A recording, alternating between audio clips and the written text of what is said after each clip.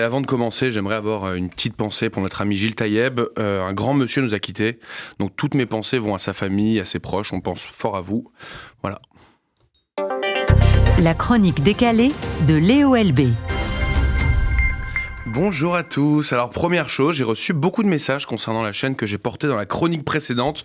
Non, c'est pas beauf déjà. Bon, alors la semaine avait très bien commencé. J'ai vu une news qui m'a fait sourire.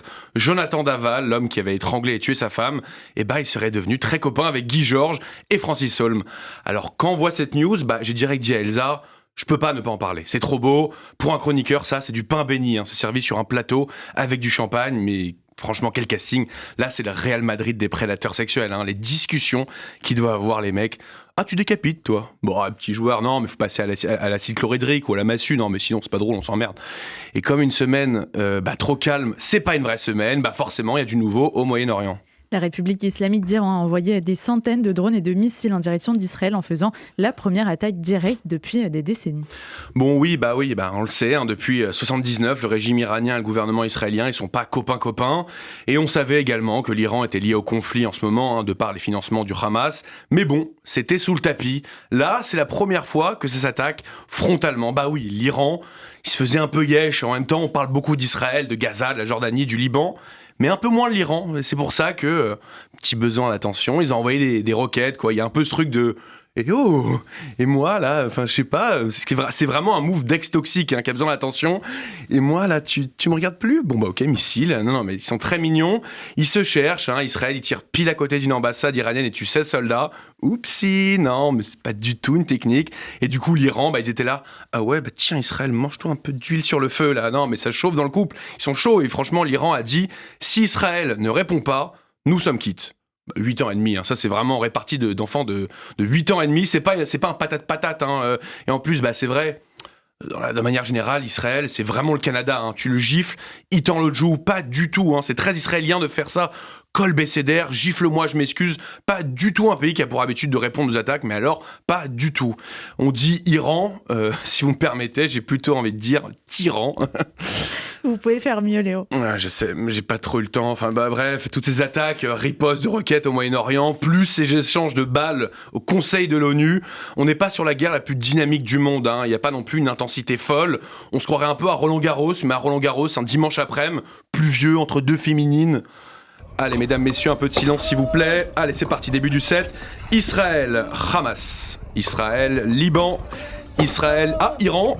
Israël, Russie. Russie, ouais, c'est fini, ouais. Et en France, la question se pose autour de la bombe nucléaire iranienne. Ouais, nous en France, on se pose la question, est-ce que c'est trop tard ? Est-ce que Israël, qui réclame quand même des sanctions contre l'Iran, est-ce qu'il faut qu'on le fasse ? Et la question qu'on pourrait se poser, c'est, qu'est-ce qu'on fait avec leur bombe nucléaire ? Est-ce qu'on doit réagir immédiatement et imposer des sanctions pour empêcher un régime dangereux de devenir trop puissant ? Sinon, on aurait quand même l'air con.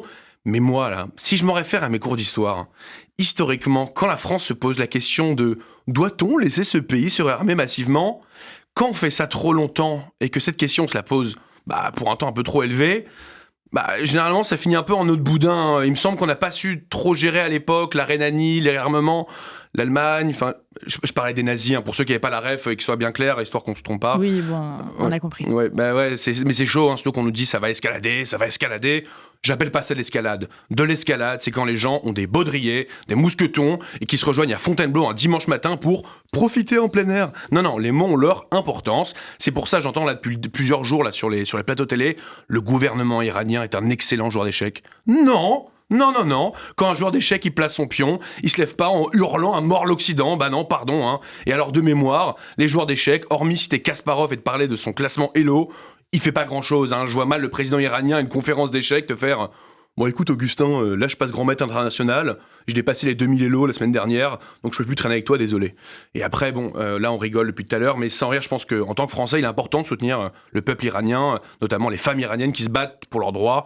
Et ça, je pense qu'on doit les respecter. Et en plus que ça, les soutenir dans leur combat pour la liberté contre le régime des vieux barbus. Le régime des Mollahs a intensifié ses répressions liberticides, notamment envers les femmes.